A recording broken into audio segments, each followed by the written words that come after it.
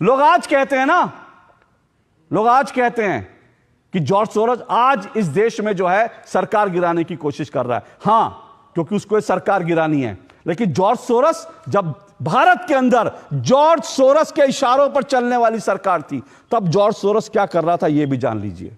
यह आपको पता होना चाहिए। तब जॉर्ज सोरोस क्या करता था जब भारत में यूपीए की सरकार थी। आपको कुछ तथ्य मैं जल्दी से बता देता हूं। भारत के अंदर साल 2011 में कम्युनल वायलेंस बिल नाम का एक कानून ड्राफ्ट किया गया था। और आज मैं इस बात को डंके की चोट पर कह रहा हूं, इस बिल को जिन्होंने ड्राफ्ट किया उसमें 32 लोग थे। और वो 32 लोग चुने हुए नेता नहीं थे, वो 32 लोग जॉर्ज सोरोस के पिट्ठू थे, जिन्होंने कम्युनल वायलेंस बिल को ड्राफ्ट किया था। जो सोनिया गांधी की जो एक कुंडली थी, उनकी जो मंडली थी, उस मंडली ने ड्राफ्ट किया था कम्युनल वायलेंस बिल। और जानते हैं उस कम्युनल वायलेंस बिल में क्या था? उस कम्युनल वायलेंस बिल में यह था कि जो भी दंगा भारत में होगा उसके लिए हिंदू दोषी माने जाएंगे। अगर किसी हिंदू महिला का होता है तो फिर उसको नहीं माना जाएगा। अगर किसी महिला का होता है तो वो जो है हिंदू उसके लिए दोषी माना जाएगा। उस बिल में यह था कि अगर कोई दंगा होता है तो जो है की बात जो है सिर्फ जज सुनेगा, हिंदू जज सुन भी नहीं सकता। उस प्रस्तावित कानून में यह था कि अगर दंगा होता है और अगर एक कह देता है कि फलाना हिंदू दोषी है तो उसके खिलाफ तुरंत एफआईआर होगी और उसको जेल में डाल दिया जाएगा। और उस हिंदू को साबित करना है कि वो निर्दोष था। कानून साबित नहीं करेगा, उसको साबित करना कि वो निर्दोष था। तुरंत जो है वहां पर न्याय होगा। और न्याय क्या होगा? हिंदू को उठा के जेल में डाल दिया जाएगा और जो है उसको माना नहीं जाएगा। ये कम्युनल वायलेंस बिल 2011 में बना था। और इस बिल के पीछे दिमाग जानते हैं किसका है?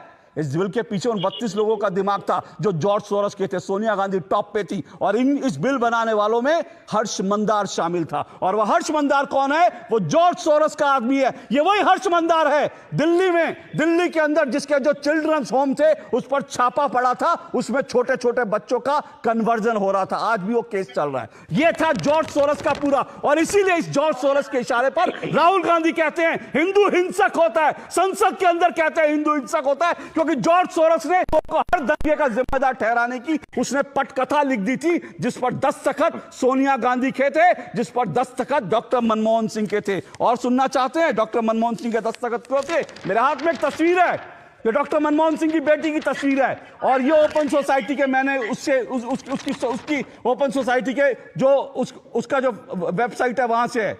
डॉक्टर मनमोहन सिंह की बेटी ओपन सोसाइटी के पेरोल पर थी।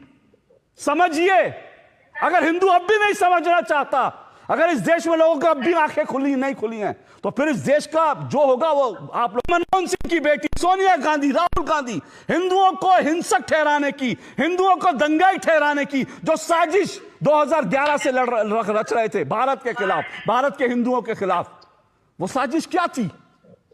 किसने रची थी साजिश? वो तो भला वो कानून पारित नहीं हो पाया क्योंकि देश में विरोध हुआ, वरना हिंदुओं को इस देश में कोई उंगली उठाता हिंदुओं को जेल में भेज दिया था, तुम दंगाई हो।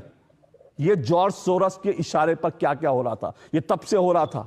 और कश्मीर को लेकर मैं बता चुका हूं, सियाचिन पाकिस्तान को सौंपने की तैयारी थी। क्या इसके बाद भी कुछ बचता है?